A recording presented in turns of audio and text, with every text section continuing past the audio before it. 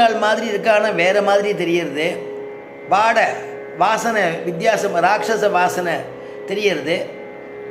அப்படின்னு குருநாதர் சொல்லுவார், பாம்பின் கால் பாம்பரியும்னு. அவனும் நம்ம ராட்சசன் தானே, அதனால் ஒருத்தருடைய இவனுடைய இது அவர் அந்த இன்னொரு வாசனை அதே மாதிரி வாசனை அடிக்கிறதுன்னு உடனே அவள் 2 பேருடைய காதை பிடிச்சின்னு வந்து ராமன் இடத்துல கொண்டு வந்து விட்டுடுறான். இவா வந்து நம்ம இனத்தை சேர்ந்தவா இல்லை, வானரால் இல்லை, இவள் ராட்சசாலாக தெரியறது, ராட்சச மாயினாலும் ரூபத்தை மாற்றின்னு வந்திருக்காருன்ன உடனே ராமபிரான் கேட்குறாரு, யாருடா நீங்கள், என்ன நினச்சின்னு இருக்கீங்க, இந்த கூட்டத்தில் வந்து பூந்திருக்கீங்கள, யாரும் உண்மையை சொல்லுங்கோ அப்படின்னு கேட்ட உடனே அவள் 2 பேரும் பழையபடி ரூபத்தை மாற்றின்னு, நான் சுகன்னு பேர், இவன் பேர் சாரணன்னு பேர், 2 பேரையும் ராவணன் வந்து அனுப்பிச்சி வச்சுருக்கான். இந்த சைன்யங்கள் எப்படி இருக்கு, உங்களுடைய இதான பலாபலன்கள் எப்படி சித்தம் பண்ணியிருக்கல என்னன்னு தெரிஞ்சுட்டு வரணும்னு நான் அமைச்சிருக்கா. 2 பேரும் வந்திருக்கோம், அதனால தான் நாங்கள் வேறு ரூபத்தில் வந்து தெரிஞ்சுட்டு போகலாம்னு வந்தோன்ன உடனே பெருமாள் சொல்கிற, ராமபிரான் நம்மக்கிட்ட ஒளிவு மறைவே கிடையாதேப்பா, என்னோட பலம் இருக்குது, என்னால் முடியும்னு தானே நான் இந்த சமுத்திரத்தை தாண்டி நாங்கள் இங்கே வந்திருக்கோம். யுத்தம்ங்கிறது முடிவாக எடுத்து எவ்வளவோ உங்கள் ராஜாவுக்கு நாங்கள் சொல்லி அனுப்பிச்சோம், செய்தியை கொடுக்கறதா இல்லை. அதனால் சரி யுத்தம் முடிவாக எடுத்து தைரியத்தோடு தான் வந்திருக்கோம், நீ ஏன் மறைஞ்சு வரணும்னு விபீஷன்கிட்ட சொல்கிறார். அப்பா சுகசார 2 பேரையும் அழைச்சின்னு போய் நம்ம சைன்யங்கள் எங்கெங்கே நிற்கிறா, எப்படி நிறுத்தியிருக்கோம், என்ன ஏது அப்படிங்கிறத அந்த பலத்தை காண்பிச்சுட்டு கூட்டுண்டு வா அப்படின்னு சொல்லி நியமிச்சுடுறார் சக்கரவர்த்தி திருமகன். விபீஷண ஆழ்வான் இவா 2 பேரையும் அழைச்சிட்டு போய் எல்லா இடத்தையும் காண்பித்து அவளுடைய பலங்கள்லாம் எல்லாத்தையும் காமிச்சு, சேனைகள் வகுப்பு அணி எப்படி நிற்கிறது எல்லாத்தையும் காண்பிச்சுட்டு திருப்பி கொண்டு வந்து ராமன் இடத்துல நிறுத்துகிறார். ராமன் பேச ஆரம்பிக்கிறார். உங்கள் ராஜாட்ட போய் நான் சொன்னேன்னு சொல்லுங்கோ ராவணேஸ்வரன்ட்ட.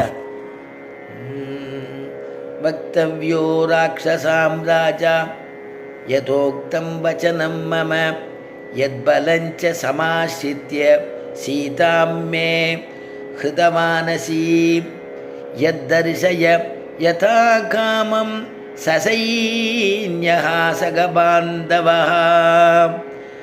என்ன சொல்கிறதுன்னா, ராமன் பேச ஆரம்பிக்கிறாராம்.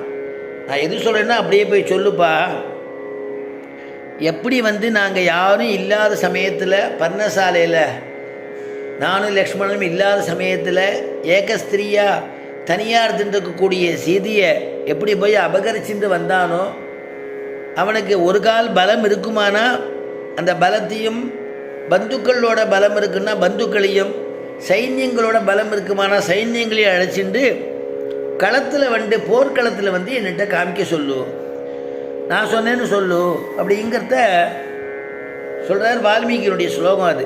வக்தவ்யோ ராட்சசாம் ராஜா யதோக்தம் வச்சனம் மம யத்பலஞ்ச சமாஸ்ரித்ய சீதாம் மே ஹுதமானசி யத்தரிசய யதா காமம் சசைன்யஹா சகபாந்தவா. பந்துக்களோட கூட வரட்டும், யார் வேணாலும் வரட்டும், போர்க்களத்தில் வந்து காமிக்க சொல்லுங்கிறார்.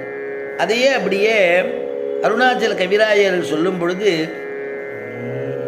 சொன்னான் ஸ்ரீராமன் என்று ராவணன் முன்னே சென்று, சொன்னான் ஸ்ரீராமன் என்று ராவணன் முன்னே சென்று சொல்லுவீர் சுகசாரணரே. சொன்னான் ஸ்ரீராமன் என்று ராவணன் முன்னே சென்று சொல்லுவீர் சுகசாரணரே. சுகசாரணரை பார்த்து சொல்கிறாராம் அருணாச்சல கவிராயருடைய பாட்டு இது. ராமன் சொன்னாலும் நான் சொன்னதை அப்படியே போய் சொல்லு, கிளிப்பிள்ளை மாதிரி சொல்லு. ஏன்னா கிளிப்பிள்ளை மாதிரி கிளி வந்து எப்படி நம்ம சொன்னதை அப்படியே போய் சொல்லுமோ அது மாதிரி நீ மாற்றாமல் சொல்லு அப்படிங்கிறாராம் ராமபிரான்.